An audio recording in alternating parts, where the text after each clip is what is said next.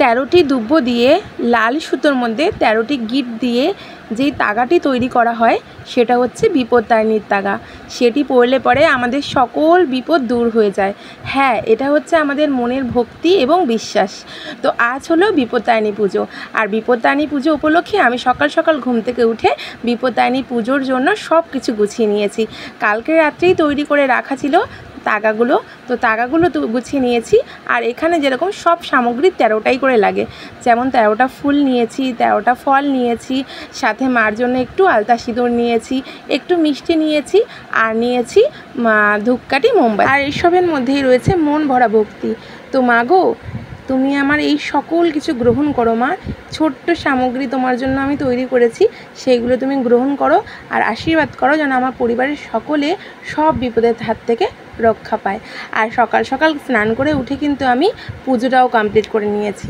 তো পুজোটা দিয়ে মায়ের কাছে যাচ্ছি, মায়ের মন্দিরে পুজো দিতে। ঘরে পুজো করা হয়নি, তার জন্য যাচ্ছি মন্দিরে। মা শীতলা কালী মন্দিরে কিন্তু আগের বছরও আমি পুজোটা দিয়েছিলাম, খুব সুন্দর করে পুজো দিয়েছিল। আর এই দেখো আমি রেডি হয়ে পড়েছি, সিঁদুর, আলতা সিঁদুর পরে, খুব সুন্দর একটা শাড়ি পরে আমি রেডি হয়ে পড়েছি। তো আমাকে কেমন লাগছে দেখতে প্লিজ আমাকে কমেন্ট করে জানিও। আজকে কিন্তু বেশি সাজুগুজু করিনি, আর হাঁটতে হাঁটতে আমি চলে এসেছি মন্দিরে। তো চলো মায়ের একটু কথা শোনা যাক। আর একটা কথা না বললেই নয়, এত সুন্দর সুন্দর ভিডিও দেখার জন্য প্লিজ আমার চ্যানেলটাকে সাবস্ক্রাইব করে নিও, আর ভিডিওটা ভালো লাগলে পরে অবশ্যই লাইক কমেন্ট শেয়ার করো। Thank you.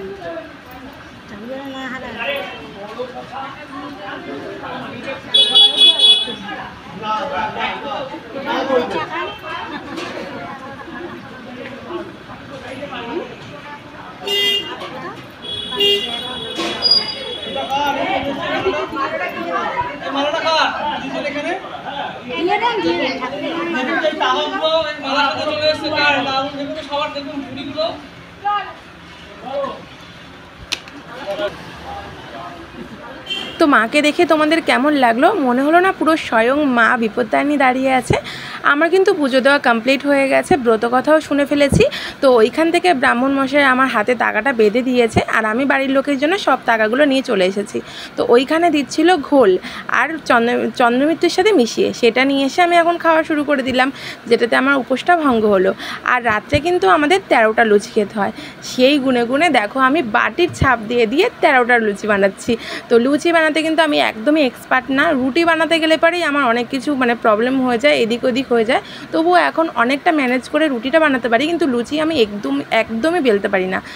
এমনভাবে বেলি যে লুচিটা কোনো মতে ফোলেই না। তো তবুও এখানে যেহেতু 13টা করে লুচি খেতে হবে, তার জন্য বড় করে বেলে বাটির ছাপ নিয়ে নিয়ে আমি লুচিগুলোকে আস্তে আস্তে করে তুলে ছিঁড়ে ছিঁড়ে গোল সাইজের করে এনেছি। নিজের থেকে অনেকটা ধৈর্য শক্তি দিয়ে আমি এই লুচিগুলো বেলেছি। তার মধ্যে আবার সারাদিন উপোস করে রয়েছি, তাহলে ভাবো কতটা কষ্ট হচ্ছে আমার। সত্যি প্রচুর কষ্ট হয়েছিল সেদিনকে। 7:30টার সময় বসেছিলাম আর লুচি কমপ্লিট করে উঠেছিলাম 9:30টার সময়। এতটাই কষ্ট হয়েছিল, যেহেতু আমি একদমই এক্সপার্ট না লুচি বেলতে। অনেকে আছে লুচি বেলে আর টপাটপ করে ভাজে, কিন্তু আমি একদমই পারি না সেটা করতে। তো আমার অনেক টাইম লেগে গেছিলো, লাস্ট ফিনিশিং আমি লুচিটা করতে পেরেছি। আর সাদা আলুর তরকারি করেছি, হলুদ ছাড়া। তো এখন আমি উপোসটা দুপুরবেলায় ফল খেয়েছিলাম, জল খেয়েছিলাম, আর জাস্ট ঘোলটা খেয়েছিলাম। তো এখন আমি মেনলি উপোসটা ভঙ্গ করবো 13টা লুচি খেয়ে। তো লুচি খাওয়ার সময় একদমই কথা বলতে নেই, সাইলেন্টে কথা খেতে হয়, সেটাই নিয়মটা পালন করছি।